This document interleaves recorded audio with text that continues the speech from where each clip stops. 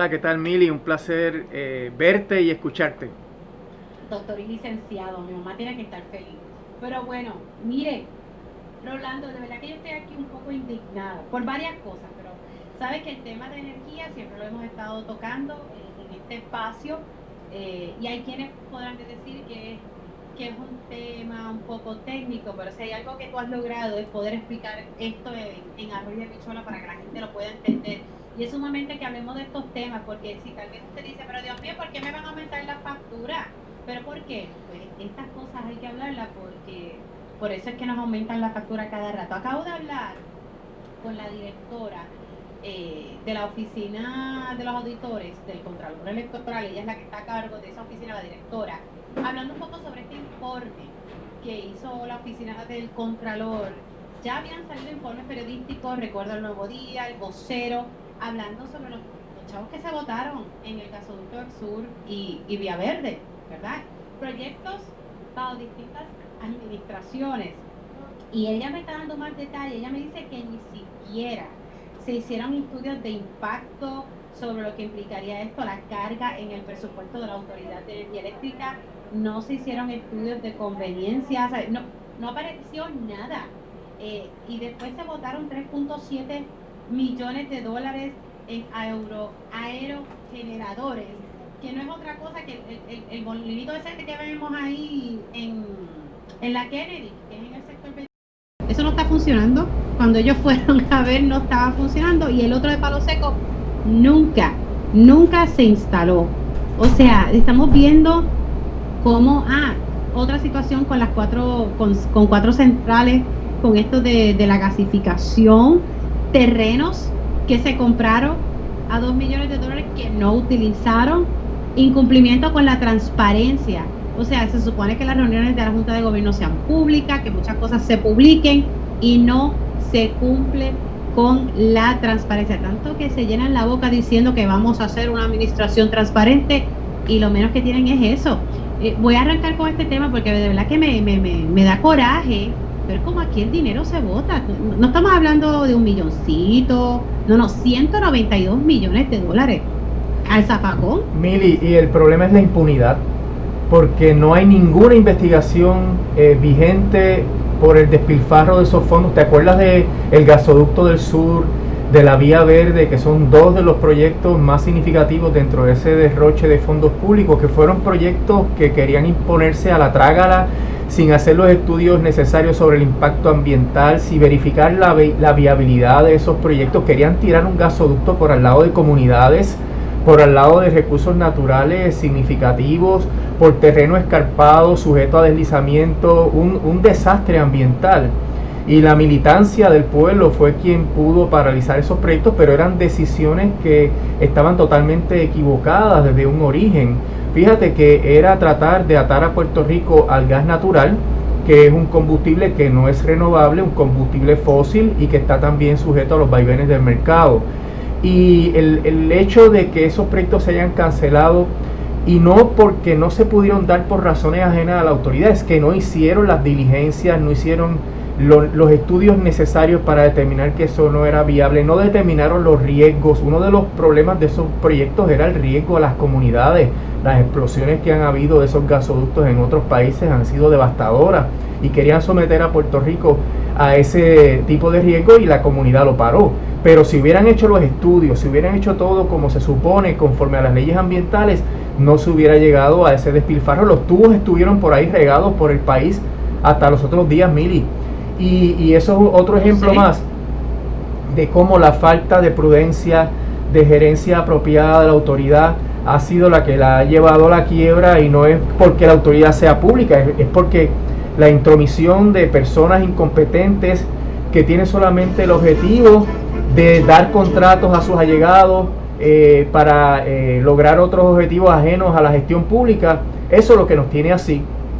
Y me parece que se daría un gran paso en contra de ese despilfarro y la corrupción, que se activaran investigaciones para hacer señalamientos aunque los delitos estén prescritos, y puede ser que no estén prescritos, Mili, porque cuando se trata de el despilfarro de fondos públicos, puede ser que el delito no esté prescrito y que se hagan las investigaciones para señalar los culpables y para que esa conducta no vuelva a ocurrir. Ok, si hay algunos delitos que tal vez no han prescrito, como tú dices, ¿quién le mete caña a esto? Porque eso que tú dices es muy cierto. Aquí el problema es la impunidad.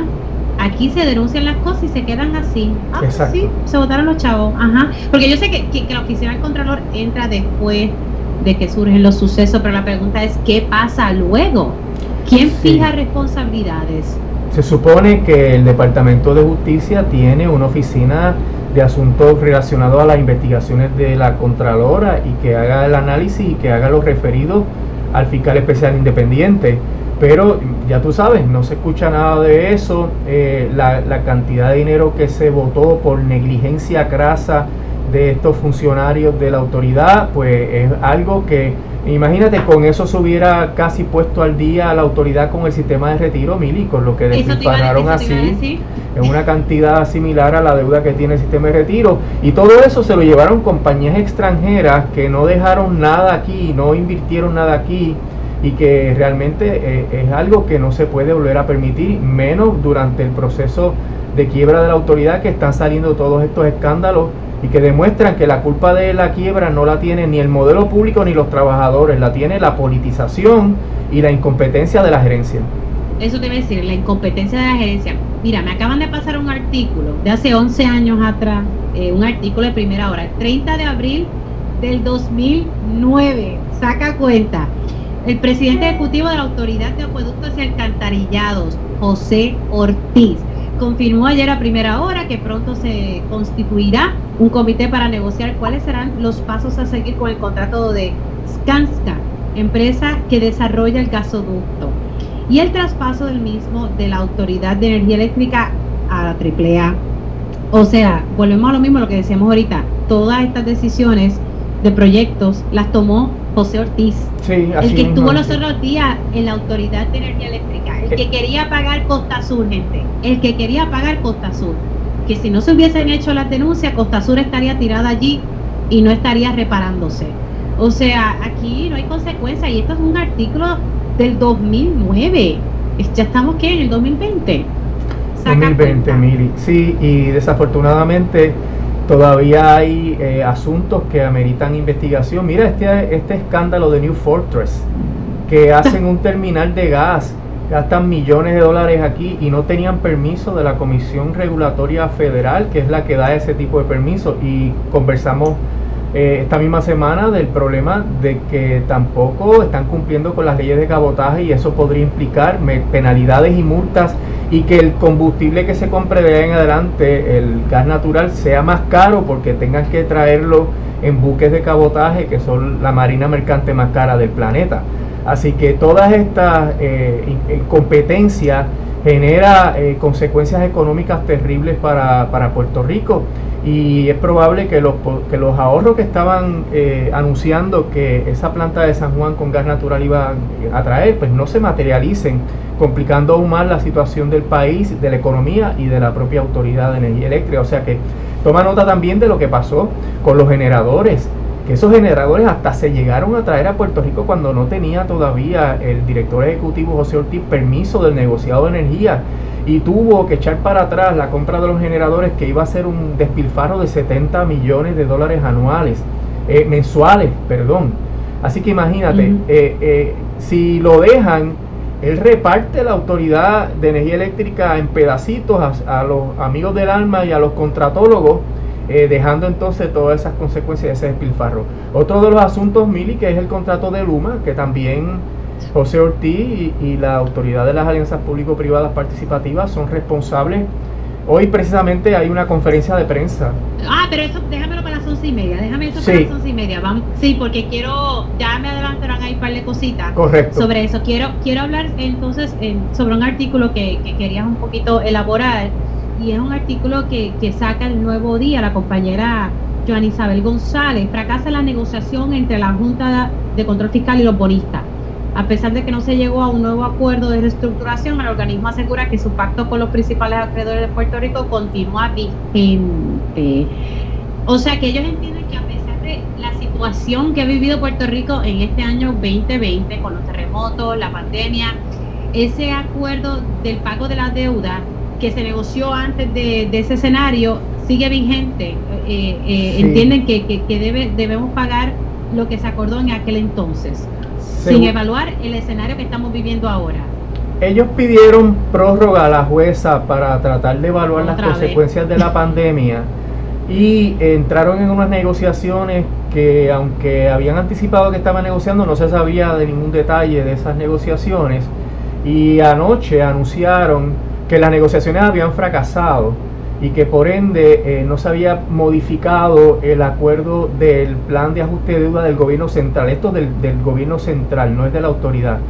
Y la expectativa era bajar el servicio de la deuda de 1.500 millones anuales a unos 1.100 millones de dólares anuales, y no lograron ese acuerdo. Pero la Junta insiste, a pesar de todo lo que se sabe sobre los efectos de la pandemia, el desempleo, cómo ha caído la economía, la Junta insiste en que el acuerdo sigue vigente, pero es en términos formales, por los términos y condiciones, pero en términos de poder cumplir con ese acuerdo, esa viabilidad se acabó, Mili, porque ya la Junta ha reconocido que los efectos de la pandemia son gravísimos y que no hay tampoco unas expectativas de que la cosa vaya a mejorar en un tiempo razonable. No se sabe cuándo va a haber una vacuna, no se sabe cuándo la vacuna va a estar disponible para que en Puerto Rico se puedan normalizar las operaciones, y por ende tampoco se podría calcular cuál es el efecto económico a mediano y a largo plazo. Sin esa información, cualquier acuerdo que se lleve a cabo con los bonistas es una irresponsabilidad, porque no se va a saber si se va a poder pagar, y eso es lo que está en juego.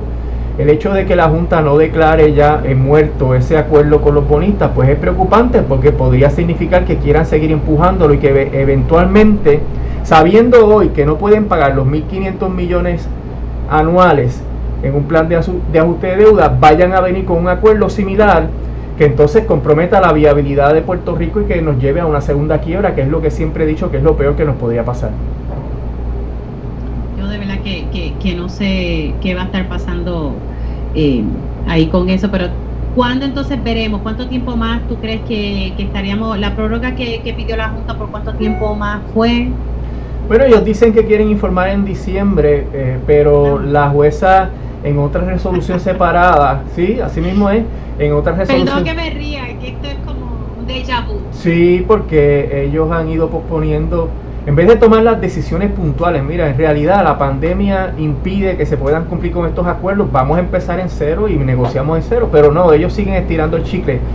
La jueza, en otro caso, que es cuando el comité de acreedores le pide a la jueza continuar con el litigio para anular los bonos GOs, la jueza le dio hasta marzo para informar el estatus de ese trámite. Por ende, todavía podríamos estar ya entrando el año 2021 sin saber cuál es el estatus de ese plan de ajuste de deuda, y las consecuencias políticas de esto hay que mirarlas con detenimiento, Mili, porque mientras no se ajuste la deuda, tenemos entonces el problema de que no se han empezado los 4 presupuestos balanceados y el acceso a los mercados a costos razonables, y por tanto la Junta seguirá aquí en Puerto Rico dominando todos los aspectos del gobierno de Puerto Rico a su antojo y a su discreción, porque sin el ajuste de la deuda no se puede tener el primer presupuesto balanceado, y en ese sentido la Junta seguirá aquí indefinidamente, y tendremos unos políticos que van y te piden el voto, pero realmente no tienen ningún poder porque no tienen control sobre el presupuesto y te están engañando. Y ellos están conscientes de eso, están conscientes de que hay que aprobar esos 4 presupuestos, ¿verdad? Balancear esos 4 presupuestos, y están conscientes que hay que renegociar la deuda. Incluso también algunos están conscientes del hecho de que la deuda como está, por ejemplo, hay que, tal como se negoció antes de la situación de la pandemia y los terremotos, que eso hay que cambiarlo, pero entonces, por lo que me estás explicando, la Junta entiende que todo sigue vigente tal cual. Así que vamos a ver, es importante que lean bien y que escuchen las expresiones de cada uno de los candidatos, candidatas a la gobernación sobre ese particular, porque la Junta al día de hoy, por lo que estamos viendo ahora, va a continuar por bastante tiempo aquí en la isla. Vamos a, espérate, déjame buscar si la dejamos, Mili, si la dejamos. porque en realidad hay mecanismos para combatir la Junta. Pero tú crees que hay babilla para eso. Yo tengo babilla. Yo sé que tú tienes babilla, pero los que están gobernando. Sí, no, tienes toda la razón, y por eso es que mi consejo, mi exhortación es a que el electorado escoja aquellos candidatos que hayan expresado con detalle y fehacientemente qué es lo que van a hacer para que esta Junta se vaya de Puerto Rico lo antes posible, porque la actitud de colaboración por los mismos términos de la ley va a augurar que la Junta esté aquí indefinidamente. Por tanto, hay que combatir la Junta en todos los frentes y lograr que el Congreso cambie el enfoque que ha tenido con Puerto Rico, que es un enfoque supercolonial, privándonos a nosotros de las poquitas prerrogativas democráticas que teníamos y controlando todos los aspectos de la vida. Nosotros somos un pueblo, tenemos una dignidad como seres humanos, tenemos unos derechos civiles y humanos, y todo ese andamiaje de promesas destruye, en el umbral del siglo XXI, destruye todo eso que son derechos que se han adquirido y se han luchado desde el siglo XVIII. Entonces aquí no hay democracia, aquí hay una junta impuesta por un poder colonial, estamos como si fuéramos el 1898 y la gente no se queja. Yo creo que es un problema que la clase política debe agarrar el toro por los cuernos y decirnos a nosotros cómo es que van a hacer para eliminar esa junta lo antes posible, y no por los propios términos de la ley, porque eso es someterse al mandato colonial y someterse a la subordinación esclavista de este sistema imperial que tiene raíces racistas. Mire, lo hemos hablado en otras ocasiones, todo este tratamiento que nos dan y el decir que nosotros no debemos tener prerrogativas democráticas ni políticas es un tratamiento totalmente racista que viene de los casos insulares de a principios del siglo XX. Ahora quiero, en los minutos, porque a las 11:30 quiero tocar más en detalle lo de Luma Energy, porque precisamente hay una conferencia de prensa sobre ese particular, pero hay otros temas que podemos analizar también sobre Luma Energy. Salió un informe, yo no lo pude leer, te soy honesta, porque es un informe extenso, leí como por encimita, y es que la Oficina del Inspector General de Estados Unidos ha publicado un informe, a ver si lo puedo abrir aquí, míralo aquí.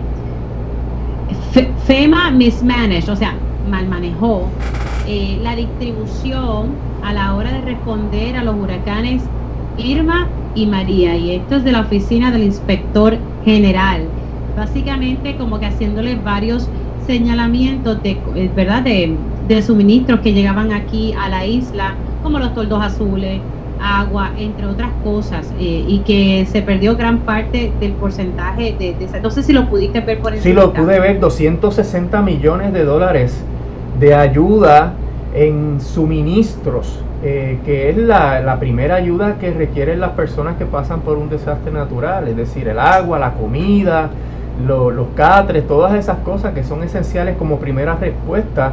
Pues resulta que aquí se aprobó promesa porque en Puerto Rico teníamos un problema de corrupción y aquí no sabíamos gobernarnos, y la agencia federal que se supone que nos diera la asistencia despilfarró, le perdió la pista, no se sabe dónde están 260 millones de dólares, Miri, en cosas que no se sabe si llegaron, no se sabe si se las robaron, no se sabe si están, bueno, hemos visto ejemplos de suministros que se abandonaron en almacenes, en pistas de aeropuertos, todos esos vagones que han estado en diferentes agencias que tienen suministro. Eso es parte del escándalo de que son cosas que se trajeron a Puerto Rico y que no se distribuyeron apropiadamente, o no se sabe a quién se les distribuyeron. Probablemente ahí están suministros que políticos distribuyeron a su arbitrio para mejorar su imagen política, etcétera, de todo eso. Mira, ahí dice FEMA lost visibility, o sea, FEMA perdió la visibilidad de un 38% de los cargamentos que llegaban a Puerto Rico, que ahí es lo que tú dices, worth an estimated $257 million, o sea, se perdió el rastro de 38% de los suministros que estaban llegando a la isla. Y esto es FEMA, y lo quiero traer a relucir, yo creo que tú lo explicaste muy bien. Tenemos una junta, se nos ha dicho que aquí en Puerto Rico no sabemos hacer las cosas, pero tampoco FEMA. Sí, o sea, ¿de qué estamos hablando? Sí, el problema de la corrupción y de la negligencia y de la incompetencia es un problema endémico de una relación colonial, Mili. Aquí no hay incentivos para una administración pública apropiada, justa, competente, porque todo está, la desigualdad que hay en el país, el problema económico, los desastres naturales, pues hacen que la gente se las busque de cualquier manera. Entonces se han ido perdiendo las estructuras que le dan coherencia a la fibra social y política y gubernamental, y por eso estamos viendo que en todos los lugares salen escándalos de cosas que no debieron hacerse de esa manera y que resultaron en pérdidas para el pueblo de Puerto Rico. Hay que refundar el Estado, Mili, bajo unas premisas no coloniales y bajo unas premisas que en un momento se tuvieron de un cultivo, ¿verdad?, a la honestidad, a la función pública, un respeto a la función pública, que permita que el gobierno pueda conducirse conforme a protocolos y reglamentos apropiados para que los servicios que se contraten lleguen al pueblo, para que los fondos que se tengan para ayudar a la población se administren correctamente.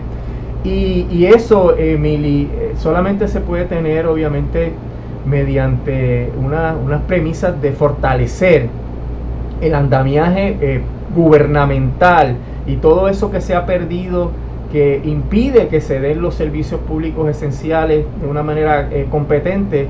Hay que restablecerlo para que podamos tener el entramado mínimo para que funcionemos como un país. Mira, aquí también dice, con esto me voy a la pausa, de que FEMA pues no, con el deseo de querer traer los suministros, como que sobrepasó la importancia de llevar un inventario, estas prácticas de inventory, ¿cómo inventario. se dice? Inventario, gracias por ayudarme, estoy aquí tratando de traducir. Entonces, que al obviar y seguir estos protocolos de inventario, aumentó un posible fraude y waste and abuse, abuso, y pues nada, que muchas de las cosas se perdieron, y dice que muchos de los contratos estaban altísimos y que no hay evidencia de los servicios, que los servicios se llevaron a cabo, o sea, y que tal vez se malgastó 179 millones de dólares. Que esto es FEMA, vuelvo y recalco, FEMA. Una agencia especializada, Mili, una agencia especializada en este tipo de procesos, ¿verdad? Y a mí me parece, Mili, que lo que uno puede colegir, que detrás de eso estaba el menosprecio terrible que esas agencias federales tienen, el desprecio que tienen por nosotros los puertorriqueños, que no les importó. Mira, básicamente lo que dice el informe es que ellos enviaron esos cargamentos para acá, mira, a Dios que reparta suerte, no eso fue no le importó nada, y por eso es que no se sabe dónde está eso, si eso llegó, si se lo robaron, si se lo revendieron, y eso es muy lamentable porque no tuvieron la diligencia mínima para que esos suministros llegaran como se supone que hubieran llegado a las personas más vulnerables y más afectadas por los huracanes. Ok, me voy a una pausa, pero al regreso vamos a estar hablando con el licenciado Rolando Emanuel y detalles sobre Luma Energy. Se comenzó una conferencia de prensa para denunciar posibles incentivos o unos beneficios contributivos para Luma Energy. Así que vamos a estar hablando de eso al regreso de la pausa aquí en Dígame la Verdad. Dígame la verdad, las entrevistas más importantes de la noticia se escuchan aquí. Mantente conectado. Radio Isla 1320. Descarga Radio Isla Móvil, tu portal de noticias y análisis, donde quiera que te encuentres. Radio Isla Móvil. Saludos, soy Carlos José Ortega y te invito a comenzar tus noches conmigo de lunes a viernes a las 6 de la tarde. Noches de cultura, de salud, temas sociales y entretenimiento. En fin, noches con sentido. Exclusivamente por Radio Isla 1320. Bienvenidos al Plan D Show. ¿Cuánto ahorran los gemelos con MMM? Martín, ¿cuánto gastas en tus medicamentos de marca? 0. ¿Y tú, Marcos, en tus genéricos? Ni un chavo. Nada. ¡Empate! ¡Ambos ganan! Con 0 copagos en medicamentos de marca y genéricos. Solo MMM complace a los dos. El que cuida tu salud y tu bolsillo. ¡Llama ya! MMM Healthcare LLC es un plan HMO con un contrato Medicare. La afiliación en MMM depende de la renovación del contrato. Beneficio varía por cubierta. JBeges Autoejes, Rank Premium Autoejes para la reconstrucción e instalación de todo tipo tipo de punta de ejes Rack & Pinion, Autoejes es la solución. Además, trabajamos bombas de power steering y cajas de guía. Contamos con amplio taller de mecánica y alineamiento computadorizado. Ven y compruébalo. Autoejes, calle Villa Final 458, al lado de Automeca en Ponce. 841-1010. 841-1010. Autoejes. Oye, instalador de grama artificial, ¿estás seguro que le estás instalando la mejor grama a tus clientes? ¿Tiene retardante contra fuego y tratamiento contra rayos ultravioleta? ¿Es ideal para mascotas? Un carro es un carro, pero no todos son de la misma calidad. Así mismo sucede con la grama artificial. Artifigrama de Grama Mía, con la combinación de verdes más natural en el mercado y la calidad que su cliente se merece. Grama Mía, sirviendo a Puerto Rico por más de 45 años. 787-843-6246. 787-642-7137. Radio Isla 1320. Estás escuchando Dígame la Verdad. ¿Te perdiste tu parte favorita? Busca el formato podcast de este programa en radioisla.tv y Radio Isla Móvil. Somos Radio Isla 1320, el sentir de Puerto Rico. No rompas la cadena. Somos Radio Isla 1320, el sentir de Puerto Rico. Mantente en sintonía.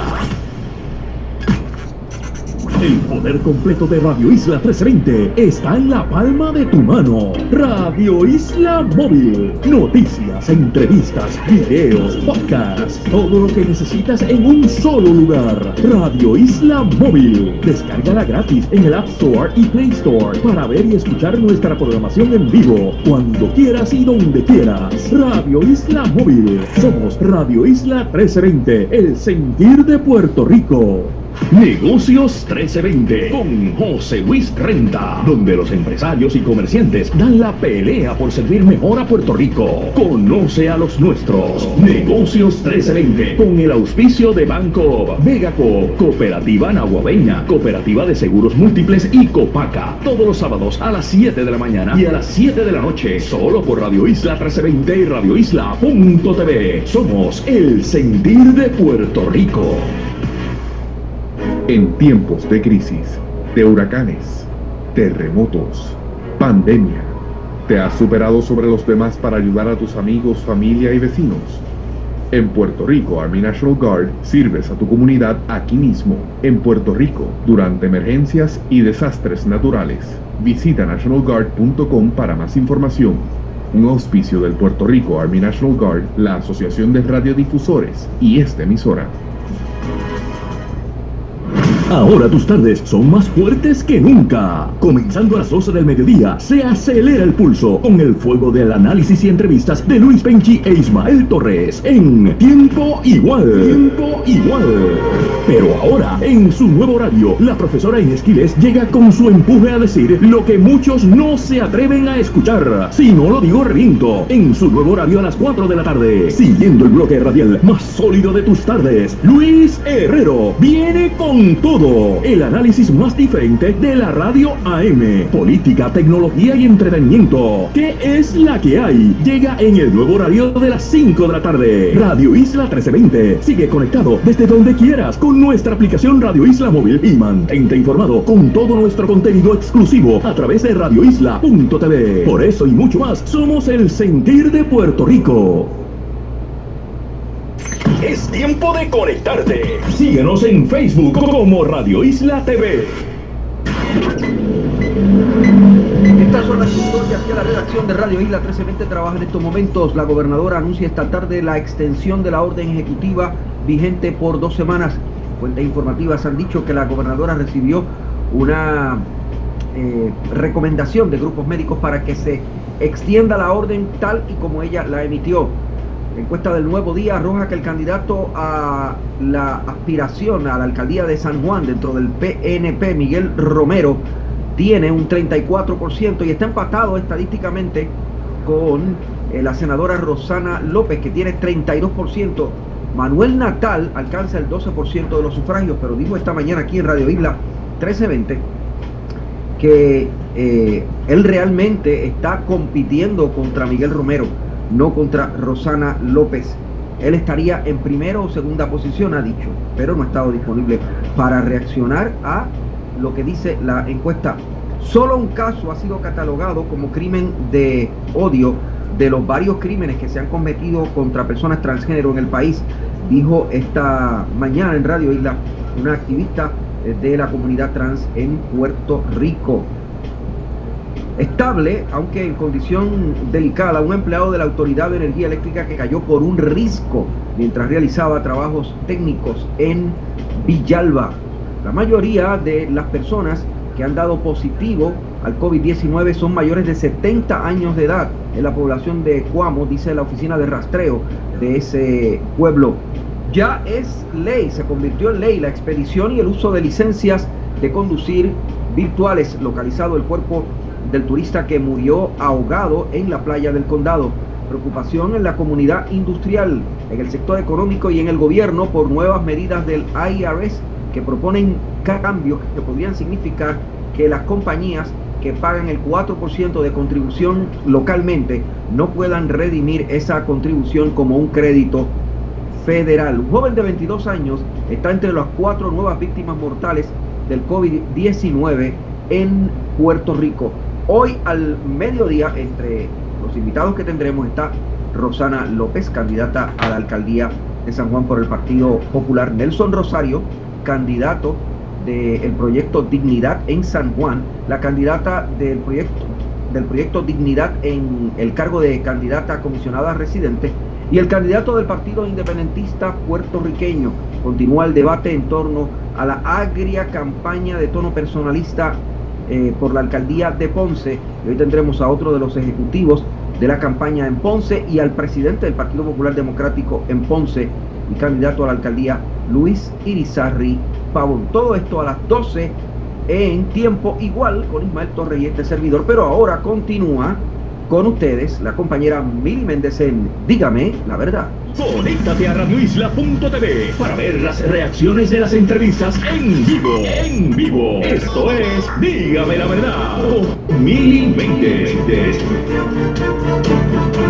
Y ya estamos de regreso aquí en Dígame la Verdad por Radio Isla 1320. Les saluda Mili Méndez. Continúo la conversación con el licenciado Rolando Emanuel, experto en la ley promesa, y también él es abogado de la UTIER y se metió el cuerpo. Y me gusta siempre decir esta parte porque él sí se leyó con su equipo. Estoy segura que esto ha sido un trabajo en equipo. El contrato de Luma Energy, y para uno poder explicarlo o opinar sobre el mismo hay que entonces leer los detalles. Yo los detalles que sé y los reconozco porque él me ha orientado, me ha educado sobre el particular, porque la realidad es que son 600 y pico de páginas, tengo entendido, y lo que yo sé es porque lo he ido aprendiendo junto con el licenciado Rolando Emanuel, que sí ha leído este contrato.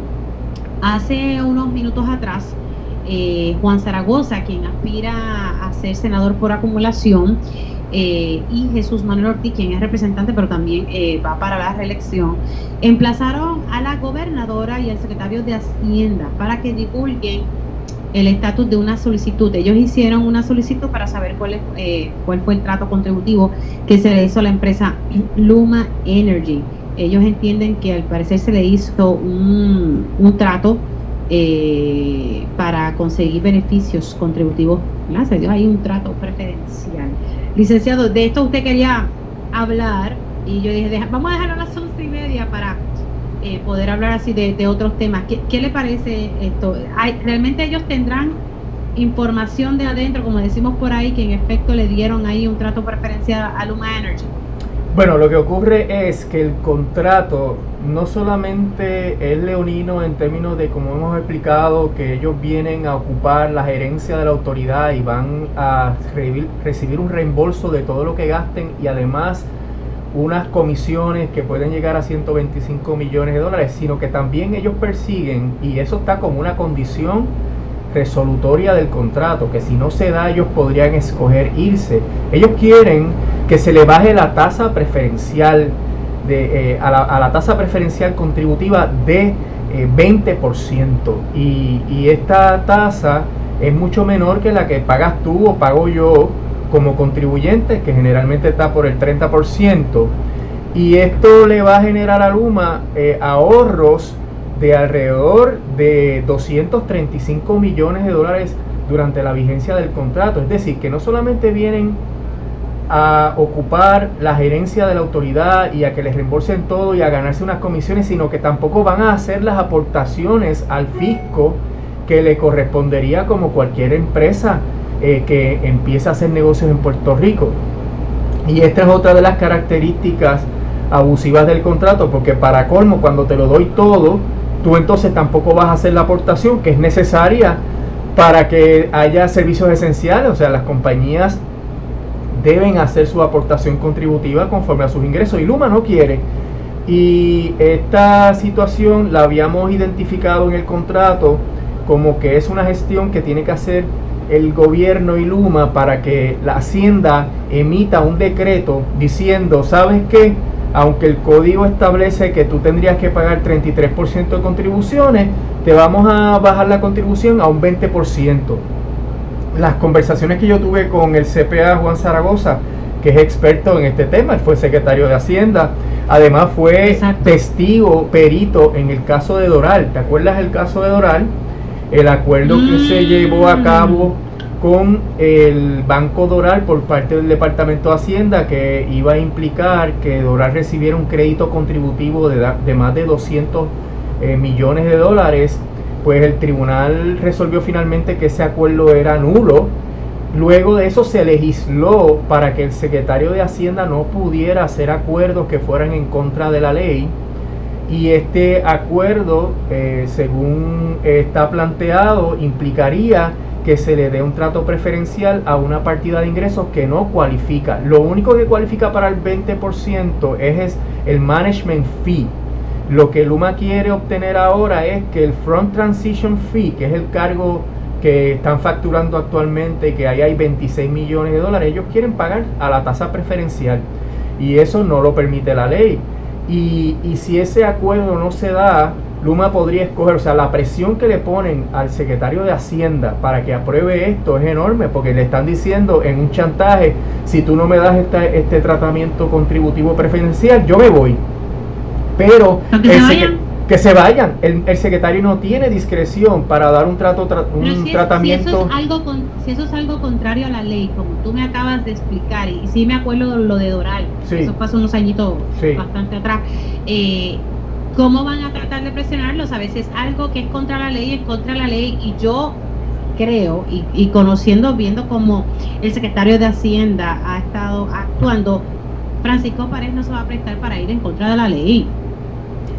Mira, no puede hacerlo. Y fíjate que la Junta, que ha sido tan diligente de identificar problemas de ingreso del gobierno, controlar los gastos, aprobó que Luma viniera a Puerto Rico y tampoco pagara las contribuciones que se supone que pague, cuando estamos en esta situación fiscal tan terrible, donde cualquier ingreso es indispensable. Mira, está en riesgo también, que es otra noticia que salió, el impuesto especial a las foráneas de 4%, porque sabes que aquí las compañías farmacéuticas pagan un 4%, pero luego tienen un crédito en Estados Unidos en las contribuciones federales. Pues ya el secretario del Tesoro de Estados Unidos, que había anticipado el año pasado, breguen con este problema, porque ya nosotros no estamos en disposición de dar el crédito de 4% en Estados Unidos. Pues mira, ya eso se está acabando y van a cambiar la reglamentación,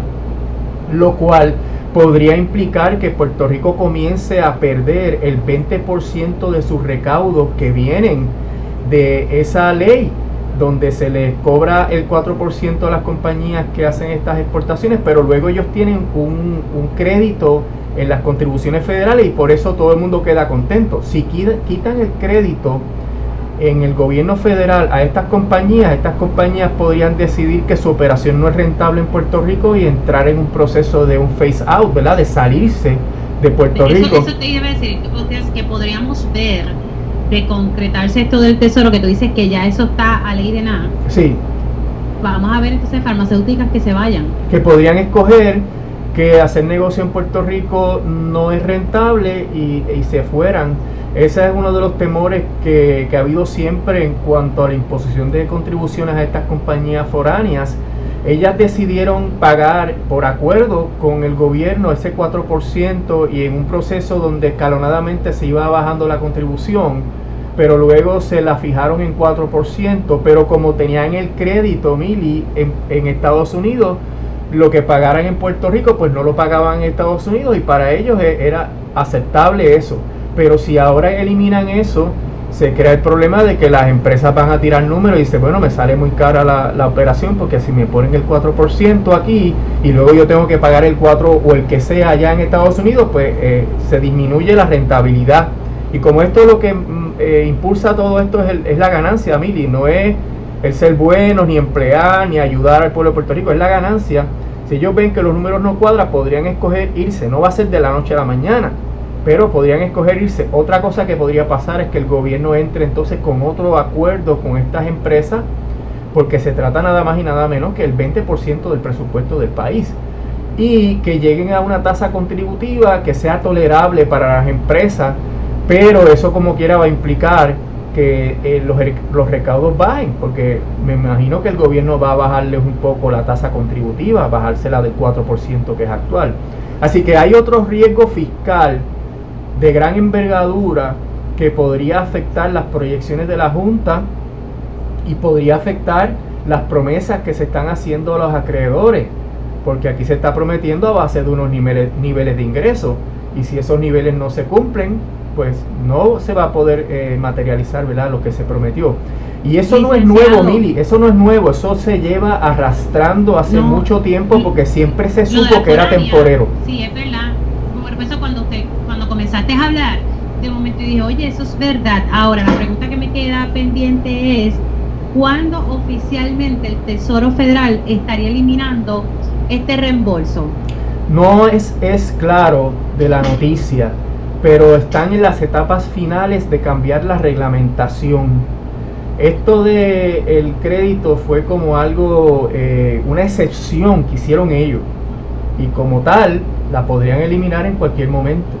Lo que pasa es que me imagino que ellos van a tratar de que el impacto sea el mínimo posible, y tal vez lo hacen escalonadamente, o sea, podría haber algún tipo de acomodo, pero en realidad lo que le dijeron a la gobernadora, y eso se lo dijeron el año pasado, cuando ella se reunió con el secretario del Tesoro, le dijo, arreglen esto porque nosotros vamos a eliminar ese crédito contributivo y eso va a tener un impacto en Puerto Rico. Así que estamos ahí al borde de otro de los precipicios fiscales que se han tenido. ¿Te acuerdas? El precipicio del problema de la deuda, hubo también el del Medicaid y del Medicare, que no había fondos. Bueno, lo del Medicaid se perdieron. Ayer sí. Era que 30 de septiembre se perdieron $1,000 millones. Escandaloso. ¿Con qué cara vamos a ir al Congreso y decirle, sabes qué, dame más chavito? Porque es que pues, te van a decir que tú no lo sabes utilizar.